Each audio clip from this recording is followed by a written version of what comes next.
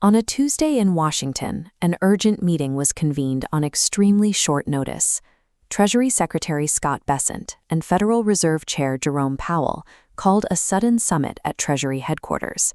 They didn't invite standard policy advisors.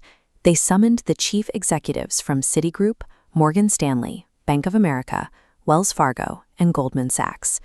These are the institutions classified by regulators as systemically important, meaning if they fail, the global financial system collapses with them.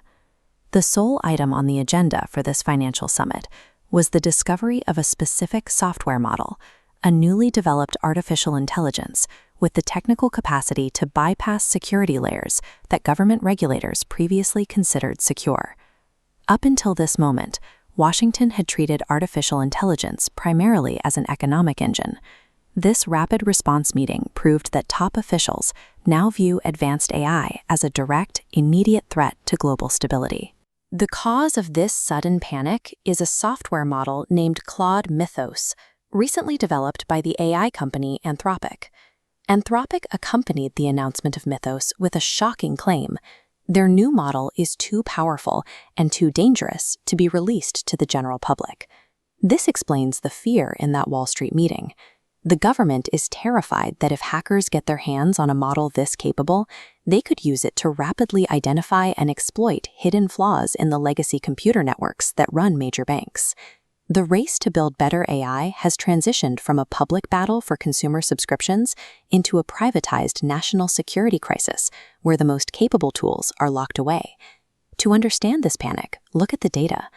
On the SWE Bench coding proficiency test, Anthropic's previous model, Opus, scored 53%.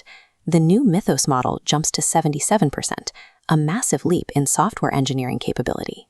That high level of coding intelligence turns Mythos into an autonomous exploit generator. In internal testing, researchers unleashed the model on OpenBSD, a widely used operating system. By running parallel agents across the codebase, Mythos successfully discovered a 27-year-old bug that could instantly crash any reachable machine. It also found a vulnerability deep in the Linux kernel, the core program governing the operating system. By flipping a single bit of memory, Mythos figured out how to turn a password executable into a writable file. This grants an attacker root access, giving them absolute unrestricted control over the entire device. These autonomous bug-hunting capabilities mean Mythos can bypass the security barriers of most major browsers and kernels, rendering digital protection for hospitals, municipal power grids, and global banks ineffective. Anthropic recognized this danger and proposed a containment strategy. They announced an initiative called Project Glasswing.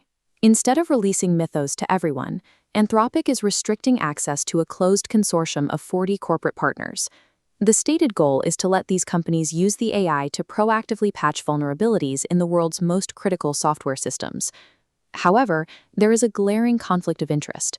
This exclusive list of trusted partners happens to include Amazon, Google, Microsoft, and JP Morgan. Many of these entities are major financial investors in Anthropic, and they control the exact server hardware, the hyperscalers, that Anthropic relies on. The official solution to an escalating cybersecurity threat is the extreme privatization of advanced intelligence. Immense problem-solving power is being actively concentrated into the hands of a few tech and finance monopolies. Not everyone buys the apocalyptic narrative. Critics point out that Anthropic's dire warnings of civilization-level threats sound remarkably like an elaborate marketing strategy. By screaming that the software is too dangerous for the public, they brilliantly justify creating artificial scarcity. Using Mythos also comes with immense financial friction. Finding that single bug in OpenBSD cost Anthropic nearly $20,000 in raw compute power. And when they do eventually license Mythos to enterprise clients, the planned price point is a staggering $125 per million output tokens. We can also look at how these corporate partners actually treat the software. While Anthropic issues existential warnings, companies in the Glasswing consortium are eagerly pitching this access to their clients like a luxury tech upgrade. They are selling excitement, not fear. Whether Mythos is a genuine apocalyptic threat or simply a brilliant marketing ploy to justify high costs, the immediate result is the same. The corporations that can afford the extreme access fees walk away with a massive competitive advantage. The standard for AI development has shifted towards strategic concealment.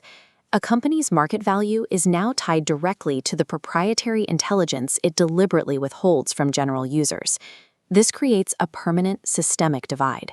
Mega corporations gain asymmetric access to the smartest frontier models, allowing them to find loopholes in software, finance, and law. Meanwhile, standard businesses and everyday users are locked out, left perpetually vulnerable. Which brings us back to that urgent Wall Street meeting. We have to ask what actually motivated the highest levels of government to intervene so quickly, and why Anthropic chose this specific containment strategy. This graphic illustrates the stark reality we are left with.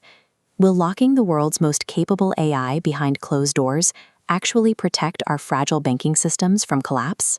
Or does it simply hand total economic control over to a handful of trillion-dollar companies?